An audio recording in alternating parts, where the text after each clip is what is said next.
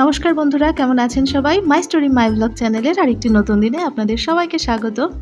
আজকে সকাল সকাল ছাদে চলে এলাম, আর এই চন্দ্রমল্লিকা গাছগুলো দেখে মনে হচ্ছে না যে আবার শীত আসছে, কিন্তু শীত তো আসছে না, প্রচণ্ড রোদ এবং প্রচণ্ড গরম। আজকে সকাল সকাল ছাদে আসার কারণ হচ্ছে এই যে পর্তুলিকা গাছটার কাটিংগুলো বসিয়ে দেবো।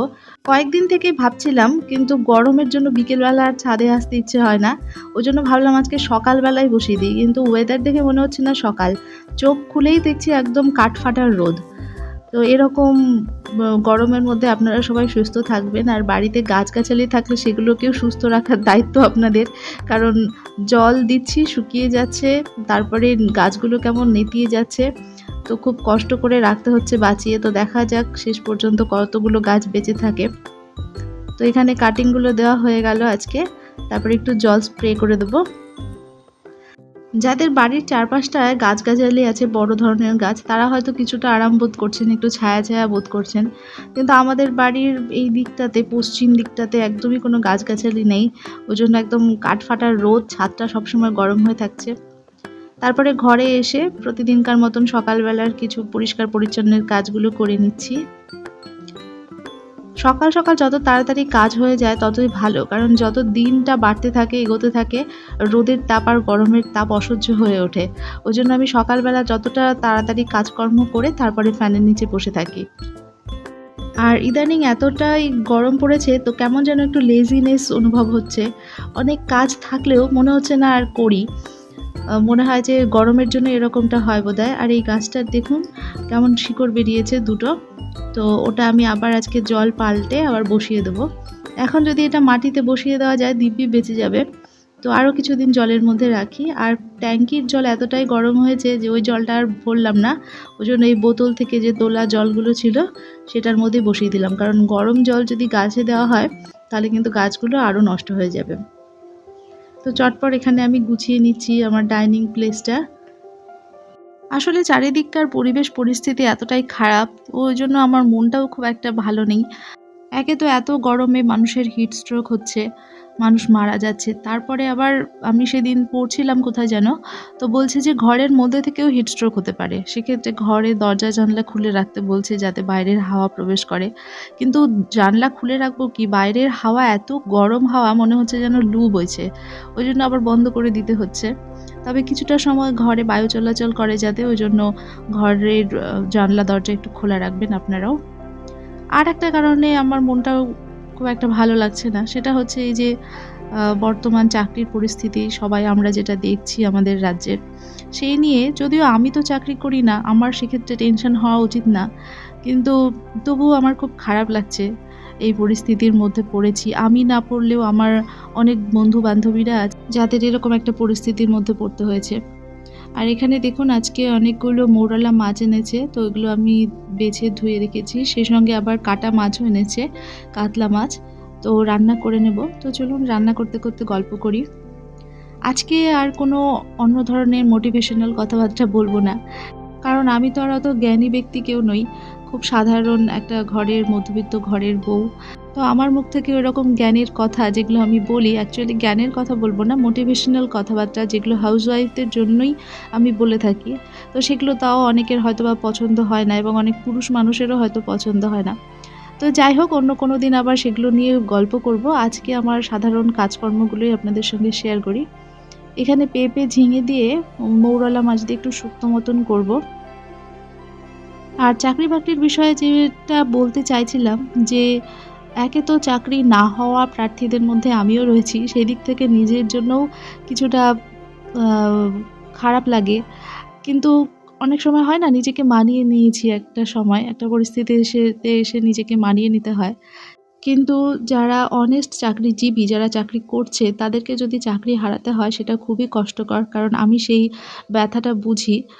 কারণ আমি একদমই আনন্দিত হব না যে যারা পড়াশুনো করে চাকরি করেছে, পেয়েছে, তাদের যদি চাকরি হারাতে হয়, সেটা আমার কাছে খুবই কষ্টজনক। তবে হ্যাঁ, যারা দুর্নীতি করে চাকরি পেয়েছে তাদের তো চাকরি থাকাটা উচিত না, কারণ অনেক যোগ্য প্রার্থীরা বঞ্চিত হয়েছে।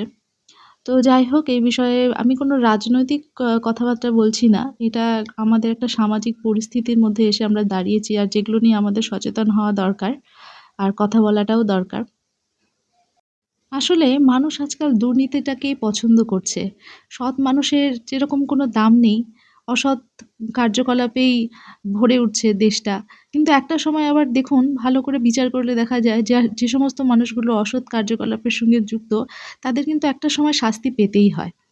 তো তার প্রমাণও আমরা দেখতে পাচ্ছি যে অনেকেই শাস্তি পাচ্ছে। তো আমার মতে আমাদের মতন সাধারণ মানুষ অল্প কিছু টাকার বিনিময়ে যারা চাকরি-বাকরি করছে, অল্প কিছুও বলব না, অনেকে জায়গা জমি বিক্রি-বাট্টা করে চাকরি পেয়েছে। যাদের হয়তো সেরকমভাবে যোগ্যতা নেই এবং চাকরি না পেলেও তারা অন্য কোনো পেশায় নিজেদেরকে ঠিকই এস্টাবলিশ করতে পারত। সেক্ষেত্রে যারা যোগ্য তাদের সেই অধিকারটা থেকে বঞ্চিত হয়ে গেল। আর সবথেকে বড় কথা হলো এর প্রভাব পড়ছে সুদূরপ্রসারী প্রভাব পড়ছে শিক্ষার্থীদের ওপরে। কারণ ভালো শিক্ষক না হলে শিক্ষার্থী কেমন করে ভালো হবে? আর আ আমাদের সমাজ কি করে এগিয়ে যাবে? তো গোড়াতেই একটা গলদ থেকে যাবে। এখানে দেখুন আমি লাউ ঘন্ট দিয়ে মাছের মাথা দিয়ে একটা ঘন্ট করছি। আজকে আমার কথা বলার মধ্যেও একটু এনার্জেটিক লেস মনে হচ্ছে। কারণ আমি বললাম না কয়েকদিন থেকেই এই সমস্ত বিষয় নিয়ে মাথার মধ্যে ঘুরপাক খাচ্ছে। তো যাই হোক এদিকে ওই ছোট মাছের শুক্তো, লাউ ঘন্ট আর এই যে এখানে মাছের ঝোলটা করে নিচ্ছি, কাতলা মাছের ঝোল।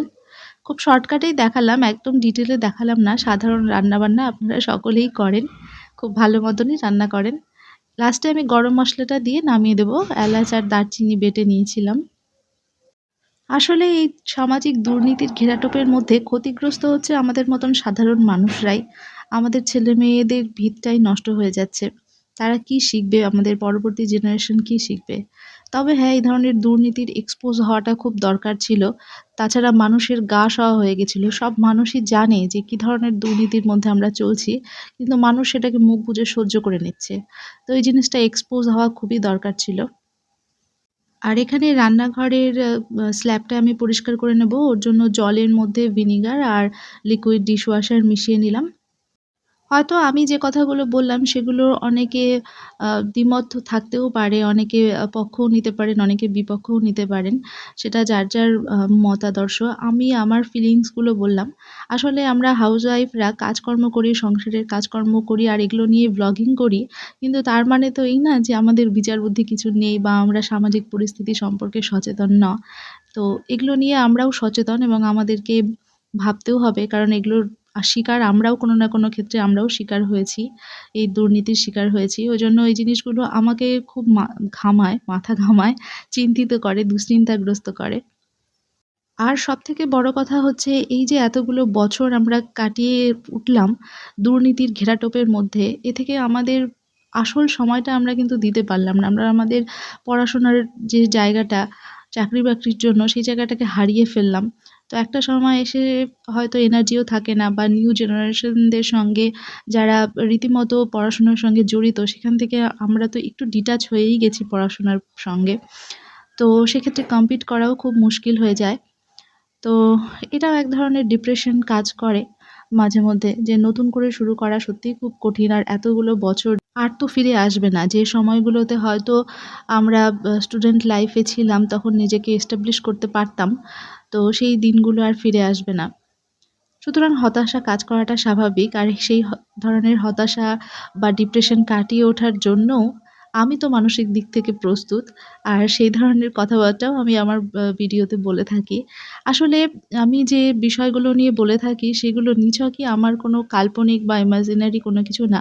কিছু, কিছু ক্ষেত্রে আমার বাস্তব অভিজ্ঞতার সঙ্গে মিলে যায়। ওইজন্যই আমি খুব সাবলীলভাবে জিনিসগুলো বলতে পারি আর আপনাদেরও ওইজন্যই ভালো লাগে। আর এখানে দেখুন আমি সিঙ্কটা পরিষ্কার করে নেব ওজন্য নিয়ে নিলাম আ বেকিং সোডা আর এখানে লিকুইড ডিশওয়াশার একটুখানি ভিনিগারও নিয়ে নিলাম।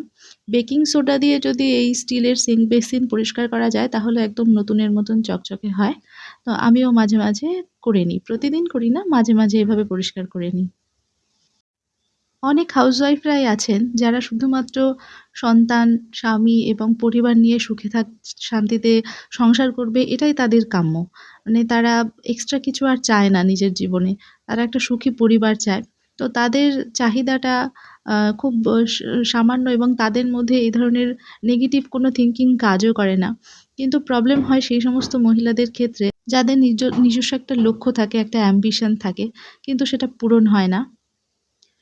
আর এখানে দেখুন আজকে আমাদের আরেকটা জিনিস আনা হলো বাড়িতে, সেটা হচ্ছে এই যে ইনভার্টার। ইনভার্টার ছিল না। আমরা নতুন বাড়িতে একটু, একটু করে করছি, সবকিছুই সাজিয়ে গুছিয়ে নিচ্ছি। তো এই যে গরম পড়েছে তাতে তো মাঝে, মাঝেই কারেন্ট চলে যাচ্ছে। আর রাত্রের বেলা যদি চলে যায় সারা রাতের মতন এরকমও হয়, মাঝে, মাঝেই এরকম ডিস্টার্বেন্স হয় আমাদের এখানে। ওজন্য হাসব্যান্ড এবার ইনভার্টারটা নিয়েই নিল। সবার বাড়িতেই আছে আশেপাশে, তো আমাদের বাড়িতেই ছিল না। তো যখনই ইলেকট্রিক চলে যেত তখনই অফিসে কমপ্লেন করতে হতো। আর তবুও আস্তে, আস্তে ওদের অনেকটা লেট হয়ে যেত। তো এটা থাকলে অন্তত কিছুটা সুবিধে হয়। রাতের বেলায় বিশেষ করে ঘুমটা নষ্ট হয় না। তো এনারা এসছেন, এনারা সব সেট করে দিয়ে যাচ্ছেন আর বুঝিয়ে দিয়ে যাচ্ছেন। তো এইভাবে একটা, একটা করে প্রয়োজনীয় জিনিস ঘরের জন্য নিয়ে নিতে হচ্ছে। একসঙ্গে সমস্ত কিছু প্রয়োজন মেটানো তো সম্ভব না। একটা মিডল ক্লাস ফ্যামিলিতে ভেবেচিন্তে কাজ করতে হয় কখন কি নেব না নেব। তো যখন যেটা প্রয়োজন পড়ে নিতান্ত না নিলেই হয় তখনই নিচ্ছি। আর আজকের ভিডিওটাতে আমার কাজকর্মের সঙ্গে আমি একটু অন্যরকম কথাবার্তাই বললাম। তো তবুও যদি ভালো লাগে সাবস্ক্রাইব করে আর লাইক করে পাশে থাকবেন। দেখার জন্য ধন্যবাদ।